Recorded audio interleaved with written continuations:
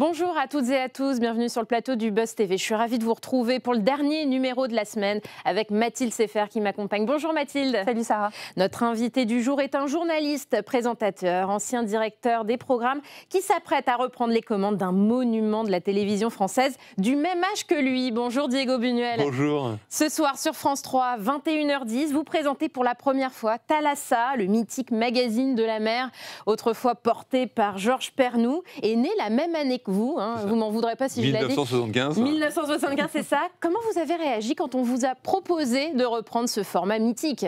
Au début, Stéphane Sidbon Gomez à France Télévisions m'a dit: est-ce que ça ne t'intéresserait pas de reprendre Thalassa?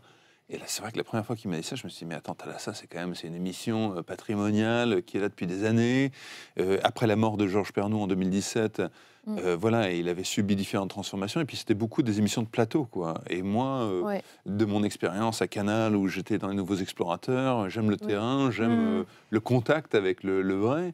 Et c'est vrai qu'au début, j'ai dit: attends, je suis pas sûr. Ah, vous avez dit non, enfin vous... Je n'ai pas dit non, j'ai dit il faut que je réfléchisse.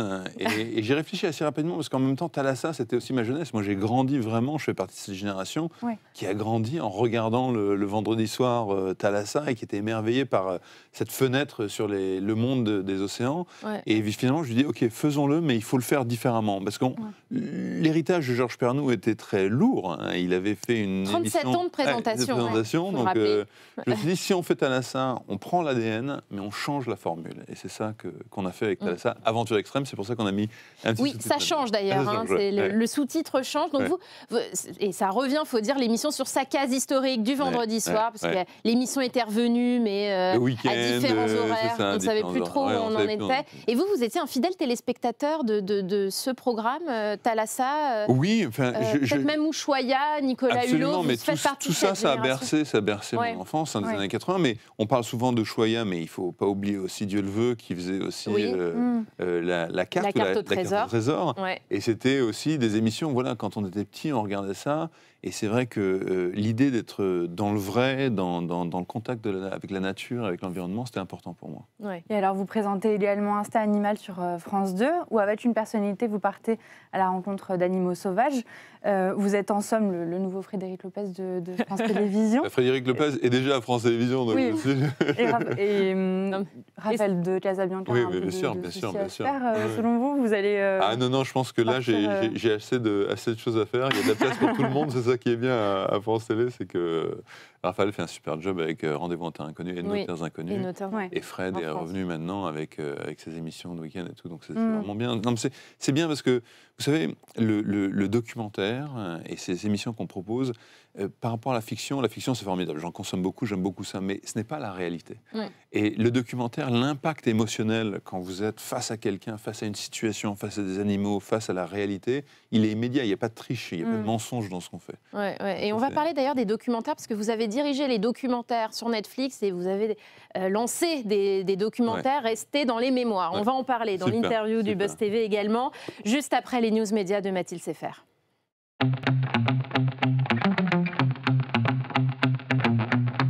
Mathilde, on commence ces infos avec le soutien de Karine Le Marchand aux agriculteurs. Oui, l'animatrice de L'amour est dans le pré multiplie les prises de parole pour défendre les producteurs français. Après avoir posté un message sur ses réseaux sociaux, répondu au micro de RTL, c'est dans Le Parisien qu'elle a défendu les intérêts des agriculteurs. Selon elle, la clé est de consommer français quand c'est possible. Elle a également affirmé être à leur service si elle pouvait les aider.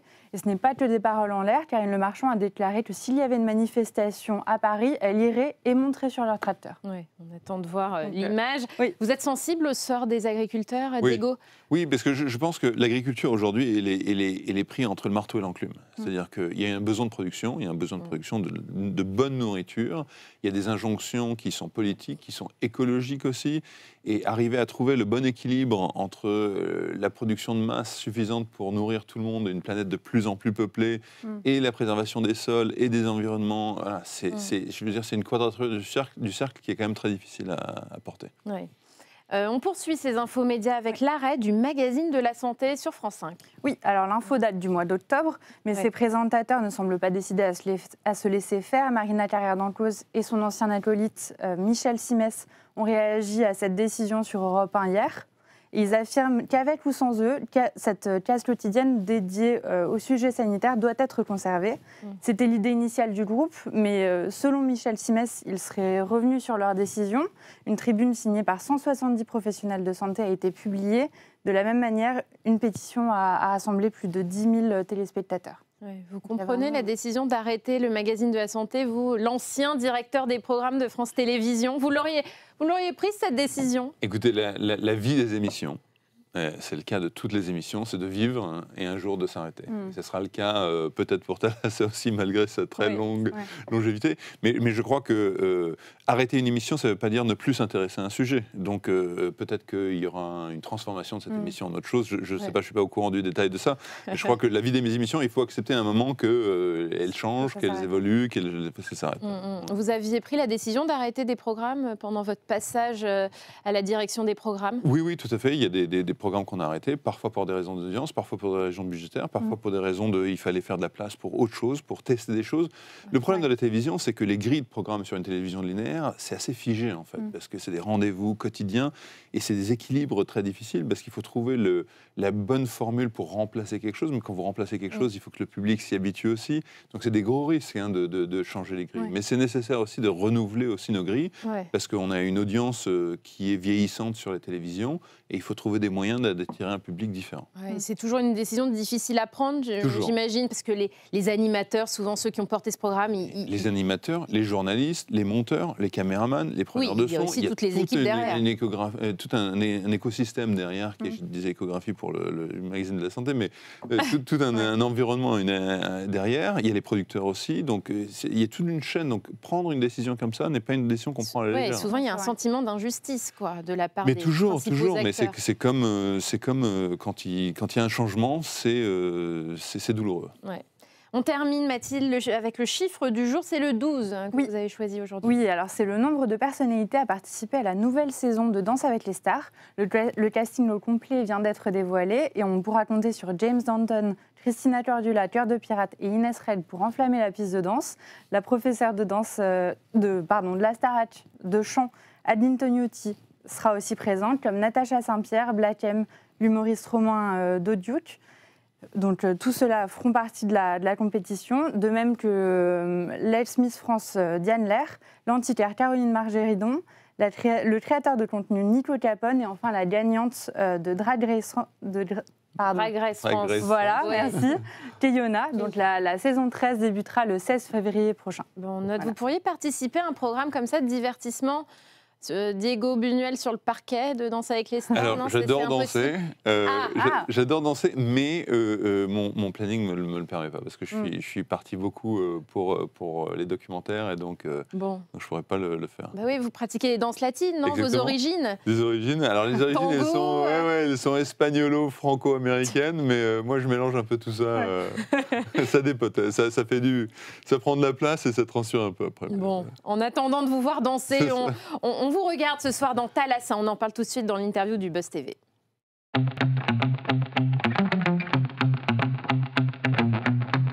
Je disais, Thalassa est de retour ce soir sur France 3 à 21h10 avec vous. Diego Buñuel à la présentation. 4 numéros sont déjà en boîte, sont prévus d'ici la fin du mois de juin, j'imagine. Oui, fin de l'année, je pense. On va les diffuser tout au cours de l'année parce que là, ça ferait beaucoup de Thalassa d'un coup. On va les répartir. Là, on est en janvier. Voilà, ils vont faire les 4, vont s'étaler sur l'année. Et alors, quelle est votre patte, votre touch, Diego, dans cette nouvelle mouture de Thalassa? Je crois que là, on voulait rajouter le petit côté aventure extrême. C'est que moi, j'aime être en contact avec les gens et en contact avec la nature et les environnements qu'on va voir. Et je pense que mon rôle est celui d'un passeur. C'est pour ça qu'on pose souvent la question de l'incarnation. Et moi, j'essaie de faire une incarnation, ce que j'appelle douce. C'est-à-dire que c'est pas moi le sujet. C'est-à-dire que moi, je sers de passeur, d'accompagnateur et aussi de révélateur, entre guillemets. Puisque quand on voit, vous verrez, il y a un personnage au Pérou qui s'appelle Juan, qui est un pêcheur de falaises, qui descend des falaises à la force des bras avec juste une corde, sans aucun matériel de sécurité, sur 100, 120 mètres Bon, si vous le regardiez sans moi, vous le verriez faire ça avec une facilité déconcertante. Il s'y flotte, il descend un truc. Bon, mais la réalité, c'est que quand moi je m'y mets et que je commence à me mettre dans le vide et qu'il y a 120 mètres de drop derrière, de gouffre derrière, je vous assure, on se rend compte de l'énorme courage et difficulté du travail de Juan.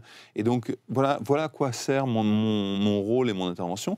Et aussi, je pense que moi, j'ai aussi un rôle de candide, c'est-à-dire que d'aller découvrir, d'aller rencontrer les gens, d'aller poser les questions que le téléspectateur se poserait derrière sa télévision. Et moi, j'aime beaucoup la télé parce que c'est cette fenêtre sur le monde et la possibilité de tendre son bras comme ça et de dire venez avec moi, je vous emmène, quoi. Ouais. C'était impensable pour vous de ne pas aller sur le terrain. Impensable. Comme à l'époque, Georges Pernou faisait ses lancements sur une péniche parisienne. Pour vous, c'était pas... Oui, mais Georges a fait pas mal de terrain aussi. C'est-à-dire qu'il avait son plateau et il faisait des spéciales parfois où il allait en Arctique, il allait voir les requins blancs, les choses comme ça. Donc je crois que... Souvent, il était quand même sur sa péniche. D'ailleurs, qu'est-ce qu'elle devient, cette péniche? Alors, la péniche existe toujours. Elle ne fait plus partie de France Télévisions. Aujourd'hui, c'est un restaurant qui aide à l'insertion, donc qui est encore sur la scène. Mais c'est encore marqué, je crois, Thalassa dessus. Mais voilà, donc c'est culte. Donc pour vous, c'est impensable. Et vous le disiez, d'ailleurs, vous mouillez la chemise ou la combi. On vous voit faire de la plongée.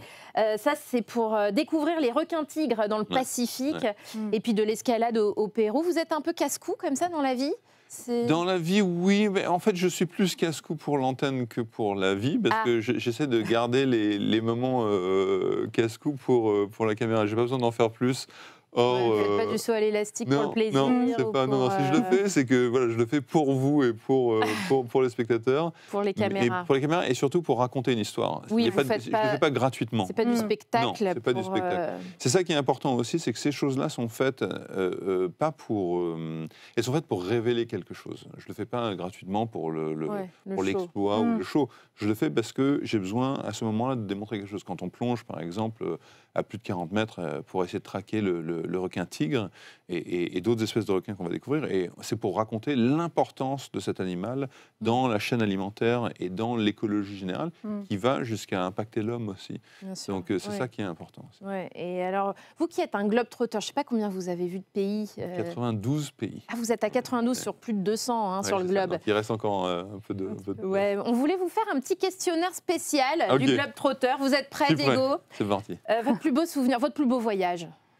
Écoutez, très honnêtement, j'ai tendance à le dire, mais je crois que l'Afghanistan est l'un des plus beaux pays. Alors, il n'y a pas de mer en Afghanistan, c'est un pays sans accès à la mer, mais c'est un endroit d'une beauté rare, mais il y a plein d'endroits vraiment spectaculaires. Mais l'Afghanistan, il y a une espèce de souffle, et puis il y a plein de littérature autour de l'Afghanistan aussi, mais c'est vrai que c'est un endroit assez... Vous l'avez couvert en tant que journaliste aussi tout à fait, j'ai couvert le conflit là-bas, j'ai fait plusieurs voyages là-bas. C'est un endroit vraiment extraordinaire, mais voilà, c'est un des endroits qui m'a beaucoup touché et visuellement, c'est sublime. Et alors le pire, votre plus grosse galère en voyage? C'est la Libye.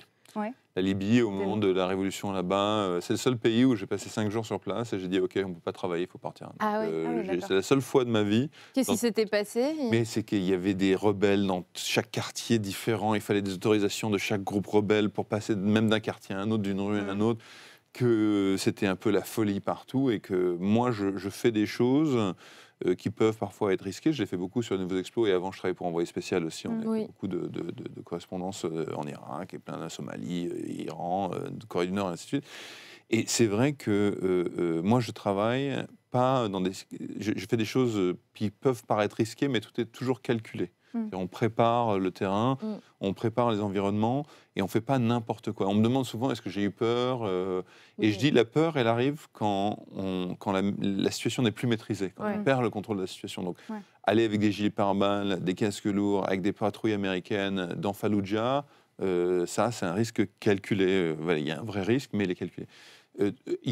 La seule fois où ça m'est arrivé, j'étais plus jeune journaliste, j'étais avec un corps expéditionnaire français au Congo, à Bunia, dans l'est du Congo, où il y avait des massacres, et les marsouins français et l'armée française étaient envoyés là-bas pour maîtriser la zone. Et à un moment, j'ai quitté les militaires français et je suis allé moi-même voir un village sans escorte, et je me suis fait encercler par des enfants soldats complètement défoncés à la drogue, qui m'ont menacé de me tuer, etc. Et heureusement, 3 minutes après, un VAB, un véhicule militaire de l'armée française est venu, m'ont vu. Ils sont sortis, ils m'ont récupéré comme ça, je me rappelle, par le callback, ils m'ont remis dans le... Ils fermé. Et ce jour-là, donc j'étais jeune, je ne sais plus quel âge j'avais, mais j'avais une vingtaine d'années, je me suis dit, voilà, ça c'est typiquement non contrôlé, pas préparé, ça n'arrivera plus jamais. Ça vous arrive une fois et ça vous vaccine. Votre dernier voyage, Diego? Alors, mon dernier voyage, je rentre là, il y a une semaine, des côtes africaines où j'étais dans les Canaries à Tenerife, pour plonger avec un sous-marin de recherche dans la mer. C'est tout petit, hein, on est 3 passagers dedans, et on coule comme ça à pic dans les fonds marins. C'était pas comme le sous-marin qui allait voir l'épave du Titanic, le fameux Titan qu'on a... Qui a implosé, et donc voilà, j'ai posé 2-3 questions avant de descendre. J'imagine. Et alors votre prochain voyage de prévu? Le prochain voyage de prévu, il sera dans le Grand Nord, donc le pôle Nord, vraiment, littéral. Je vais faire le dernier degré, donc de 89e degré au 90e degré, pour aller découvrir ce qu'on appelle le pôle noir, parce qu'en fait, toute notre pollution atmosphérique de voitures, de bateaux, d'avions, etc., dépose une fine couche noire, littéralement, de suie, hein, presque, sur la glace du pôle Nord. Et vous savez, le blanc reflète l'énergie solaire, le noir l'absorbe, et en fait, le soleil est absorbé de plus en plus fort et de plus en plus rapidement sur le pôle Nord, et fait fondre de manière très rapide les glaces là-bas. Donc c'est ce qu'on va aller découvrir. Et comme c'est une glace marine, c'est Thalassa, puisque c'est de la glace qui est formée sur la mer. D'accord. Intéressant, on a hâte de voir ça. Alors plutôt hôtel de luxe ou sac à dos, vous, quand vous partez écoutez, dans beaucoup de pays où je vais, il n'y a pas d'hôtel de luxe. Ah ouais, donc plutôt sac à dos. Plutôt sac à dos et puis petits hôtels locaux, mais qui ont leur charme. Chez l'habitant. Un indispensable de votre valise, un truc qui... Un indispensable de ma valise, je vous le dis, c'est la technologie qui a fait que... Avant, c'était un livre, hein, parce qu'il y a beaucoup de temps d'attente, en fait. Et donc aujourd'hui, le livre, les vidéos, tout ça, ça a été... Avant, je partais avec un livre, un petit lecteur de DVD, des DVD, enfin c'était tout un bordel. Aujourd'hui, tout est dans le téléphone, et c'est vrai que ça, c'est devenu un truc indispensable, parce que GP. Votre téléphone. Et alors justement, vous parliez de livres, si vous deviez choisir qu'un seul livre qui vous accompagne, ce serait lequel? Qu'un seul livre qui m'accompagne. Écoutez, moi, j'ai un faible pour la littérature russe, parce que pour le coup, il y a beaucoup de persos, il y a beaucoup de choses qui se passent, et ça prend très longtemps à terminer. Mais des trucs comme Bulgakov, Maître et Marguerite, Guerre et paix, enfin voilà, il y a plein de choses magnifiques dans la littérature russe. Donc voilà, ma famille étant d'origine russe, ukrainienne d'Odessa, j'ai un petit penchant pour ça aussi. Une chanson? Oh là, une chanson. Ah oui, une chanson, Get Down Saturday Night. C'est une chanson de disco qui est dingue, et voilà, à chaque fois elle me donne envie de bouger. Et dernière question, qu'est-ce qui vous manque le plus et quand vous êtes loin de chez vous? Alors écoutez, le vrai truc que je fais quand je rentre, c'est que je vais à la boulangerie, je prends une baguette. Ah, ça on ne le retrouve pas ailleurs. Non, la baguette, le pain français, on ne le retrouve pas ailleurs. Du camembert et du jambon blanc, et je me fais un jambon camembert, voilà, ça c'est le vrai apéro français. Ouais, exactement. Alors hier, nous recevions à votre place l'humoriste Ilyes Djadel, qui joue dans le film numéro 10 sur Prime Video. Il avait une question à vous poser, Diego. Je vous propose de regarder et d'y répondre évidemment ensuite. Ah oui. Mais Diego, j'ai une question simple. Diego, pourquoi ce changement radical? Qu'est-ce qui t'est arrivé? Normalement c'est l'inverse. Bah bien sûr. Qu'est-ce qui t'est arrivé, Diego? Alors, il parle bien sûr de votre parcours, parce que vous avez été directeur des programmes de France Télévisions, et puis là, vous passez devant la caméra. C'est vrai que souvent, c'est l'inverse. Par exemple, un Marc-Olivier Fogel, il était devant la caméra, maintenant, il est plutôt à la direction. En fait. Moi, j'étais avant explorateur avec les nouveaux explorateurs Canal. Après, je suis devenu directeur des docs de Canal, directeur des docs de Netflix, directeur des programmes de France Télé, et maintenant, retour. Donc voilà, un petit hiatus de 8 ans. Et pour lui répondre clairement, le bureau c'est bien, le terrain c'est mieux. Ouais. Vous ne faites pas de choix entre devant, derrière la caméra, l'ombre ou la lumière? Non, mais moi j'ai vécu avec les deux. Et j'aime beaucoup être derrière le bureau aussi, parce que c'est hyper intéressant d'accompagner les gens, d'accompagner des projets, de les suivre, de les lancer. Et puis c'est super d'être sur le terrain aussi. Donc pour moi, j'ai pas et peut-être que je retournerai derrière un bureau dans quelques années. Voilà, tout est ouvert. D'ailleurs, je suis derrière un bureau aussi, parce que Thalassa et Instinct Animal, c'est une partie de mon job. L'autre partie de mon job, c'est de m'occuper du développement de la fiction et du documentaire à France Télévisions Studio. Et en parlant de documentaire, en travaillant l'interview avec Mathilde, on a découvert, vous avez lancé des séries documentaires événements sur Netflix dont on parle encore. Franchement, Grégory, ça c'est vous. Chambre 2806, c'est vous. Sur l'affaire DSK. Sur l'affaire l'affaire DSK. Les rois de l'arnaque, c'est encore vous. Et puis le doc sur Jeffrey Epstein aussi, qui sont cultes. C'est moi qui l'avais lancé. Et puis Jeffrey Epstein, à l'époque, c'était vrai que j'avais commencé ce programme sans qu'on ait... On n'avait qu'une seule victime qui parlait. Personne ne voulait nous parler. Et le moment où on était en montage d'un film qui était compliqué, puisqu'on n'avait pas assez de témoignages, on n'avait pas assez de trucs, et tout d'un coup, il s'est fait arrêter à New York, vous savez, par le FBI. Et là, tout le monde qu'on suivait depuis 6 mois nous a dit « Ok, je peux parler maintenant ». Parce que le FBI les avait dit « Vous ne parlez à personne tant qu'on ne met pas la main dessus ». Et là, tout d'un coup, on a tout refait les interviews et on a pu lancer le film. Donc, alors, ça a été le plus difficile à tourner, du coup ? Ça a été l'un des plus difficiles, oui, c'est ça. Et je pense que c'était une histoire assez dingue parce que c'était en plein MeToo avec Weinstein. Et au début, à Netflix, ils disaient oui, mais on a déjà d'autres sujets. Et je dis, mais ça n'a rien à voir avec le MeToo. Là c'est un serial violeur de mineurs. C'est pas la même chose. Et cette puissance entre l'argent de ce quartier de Floride très riche et de l'autre côté, typique américain, de l'autre côté de la route, les quartiers très pauvres avec ces jeunes filles qui venaient. Voilà, il y avait une vraie histoire à raconter. Et on a vu l'explosion que ça a été après. Avec, Puis même jusqu'à la famille royale britannique, ça a eu des répercussions impressionnantes. Et l'affaire DSK, ça a été compliqué aussi. Non, l'affaire DSK, c'était intéressant. On a vraiment voulu avoir DSK. Il a hésité à un moment, pas, mais il nous a donné l'autorisation de pouvoir parler à ses avocats qui ont témoigné. Il faut le rappeler aussi que DSK n'a jamais été condamné. Donc c'était cette difficulté de rentrer dans une histoire où il n'y a pas de condamnation, où il y a beaucoup d'allégations. Et l'histoire était aussi... formidable de cette femme qui habitait dans le Bronx, migrante, qui allait à Manhattan, dans le Sofitel. Enfin voilà, donc moi ce que j'adore, c'est ces chocs comme ça de confrontation de deux mondes. C'était passionnant à regarder, je me souviens. On vous garde quelques instants, Diego, si vous le permettez, plaisir. Pour notre dernière rubrique au suivant.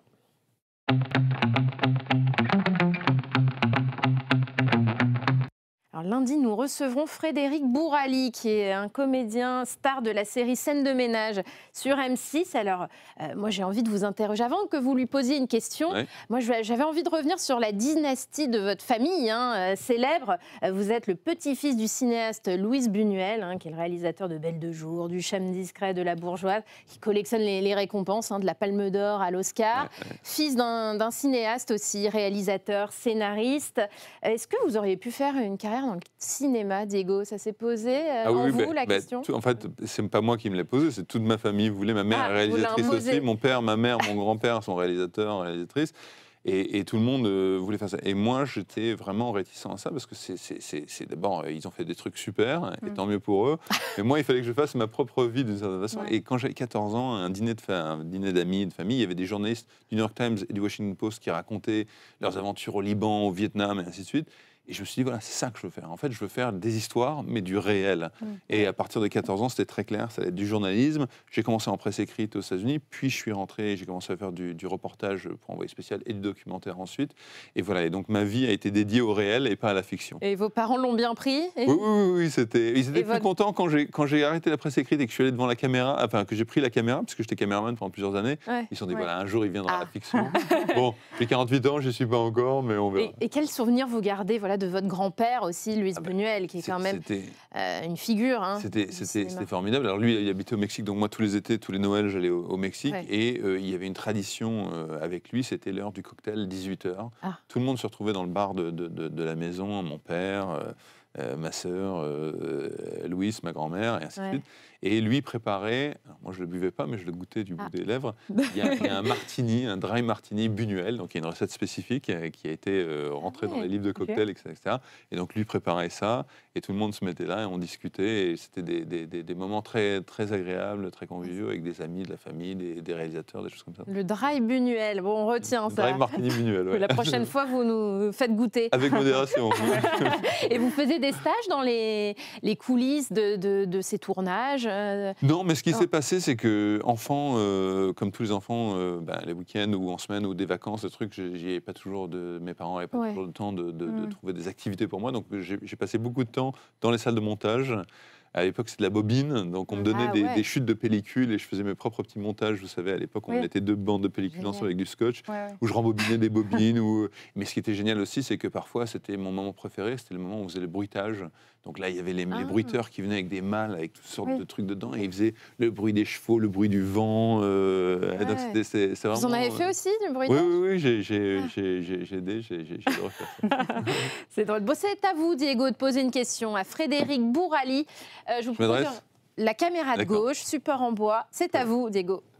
Alors, Frédéric, je pense que moi, la question que j'ai pour toi, c'est qu'est-ce que tu fais pour les océans? Est-ce qu'il y a une passion dans les océans? Puisque forcément, ça me parle. Moi, mon truc, c'est le plastique. Donc voilà, je veux nettoyer, débarrasser le plus possible le plastique des océans. Donc, toi, pour les océans, qu'est-ce que tu ferais?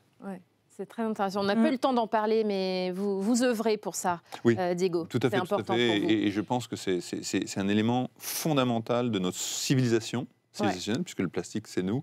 Et aujourd'hui, les microplastiques sont dans tout ce qu'on mange, tous les poissons, tous les trucs. Donc, on est en train de s'empoisonner nous-mêmes. On dit qu'il y a un continent entier de plastique. Ah oui, c'est un continent qui se désagrège aussi au fur et à mesure. Et il y a une association formidable qui s'appelle Ocean Cleanup, qui est néerlandaise, qui a des bateaux maintenant avec des grands filets de pêche qui sont en train de les récupérer. Ça, ils font plusieurs... Mais ils se sont rendus compte que le vrai problème, c'était en fait les fleuves. Il y a 100 fleuves sur la planète qui contribuent pour 80% de toute la pollution plastique au monde des océans. Donc il suffit en fait de mettre des barrages à l'embouchure de ces fleuves pour récupérer le plastique. Et c'est ce qu'ils sont en train de faire. Ils ont déjà fait une quinzaine de fleuves sur la planète, en Asie, en Afrique, en Jamaïque, là aux États-Unis, à Los Angeles aussi. Et donc ça, c'est hyper intéressant parce qu'en fait, la solution, elle est peut-être pas si compliquée que ça. Si on arrive à empêcher tous nos déchets plastiques à partir dans les fleuves et dans les océans, on peut réduire ce fléau. Bon, l'espoir est permis. Merci Diego Buñuel d'être passé nous voir sur le plateau du Buzz TV. Je rappelle qu'on vous retrouve ce soir sur France 3 à 21h10 dans Thalassa, Aventure extrême. C'est le nouveau sous-titre de l'émission. Et puis bientôt dans Instinct Animal également sur France Télévisions. Merci Mathilde et on se retrouve lundi. Très bonne soirée, excellent week-end.